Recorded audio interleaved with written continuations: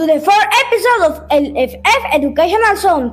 I am Jose Miguel, and today we're gonna talk about a crucial topic for children with cancer: nutrition. And as always, I hope you find this episode both useful and educational. Hello, I'm Isabella, and today we have two very special guests, the nutritionist Dana and Mateo, who will talk to us about how eating habits can influence this disease. Welcome, Dana and Mateo. Thank you for inviting us. It's a pleasure to share some advances on how to become proper nutrition, supporting children with cancer in the treatment, and overall well-being. Thank you. It's a pleasure to be here with you too. To begin, why is it so important to pay attention to nutrition during childhood cancer treatment? It is very important because helping the children to eat the right kinds of food before, during, and after the cancer treatment also could help them to feel better, sleep better, be less irritable, work better with the healthcare team, have a better day with treatment side effects, and feel more comfortable. So, what type of food are very especially recommended for children with cancer? And the other side, are there any food that should not consume? Well, children with cancer have a specific nutritional needs, so it is important to talk to a pediatrician about how they should be fed.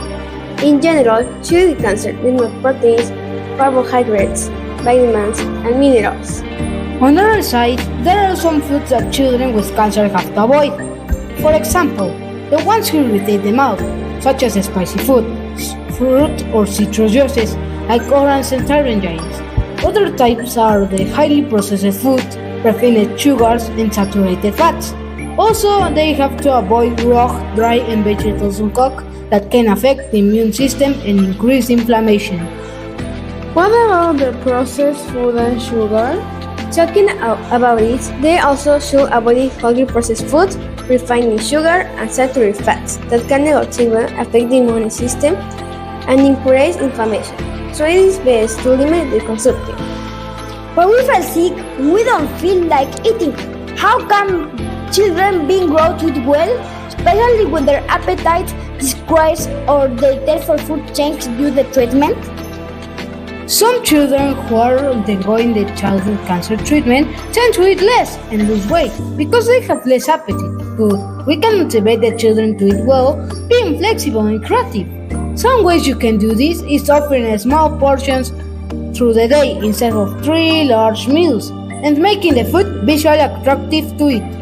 As well as involving the children with cancer in meal preparation or allowing them to choose from healthy options can make them more motivated to eat. And also, using nutrition smoothies or soups can be an excellent way to include more nutrients when they are not feeling like eating solid food. You can motivate your children to eat very well. And answer for eating habits, how can the family support a child with their diet during treatment? This point is very important because many families don't know how to do it, but all the family plays an important role to keep a positive environment around nutrients. Avoiding pressuring the child and being patient with their changes in appetite are very crucial. It's also very important for the parents and caregivers to educate themselves on how to manage the side effects that impact eating, and work as a team with doctors and nutritionists to adapt the diet to the child's needs. Wow! Family support in all this progress is super important. But before we finish, what practical advice can you give to parents and caregivers of children with cancer to improve nutrition and overall quality of life? Well, my advice is that always in the kids' diet, try to incorporate organic and fresh foods to reduce the exposure to toxins, but also take into account their preferences. Be patient and always consult a pediatric nutrition specialist. Thank you, Dana and Mateo, for sharing these valuable tips. We know that nutrition is just not one aspect for a child's life when dealing with cancer, but identifying makes a significant difference in their well-being. I hope this information was useful for more people. Thanks for inviting us in this episode and for giving us the opportunity to have the time to talk about this topic. Thanks to you for coming today, and to all of you, dear listeners. We hope these tips help you better understand the importance of healthy eating habits in the fight against childhood cancer. Always remember to consult healthcare professionals and stay informed.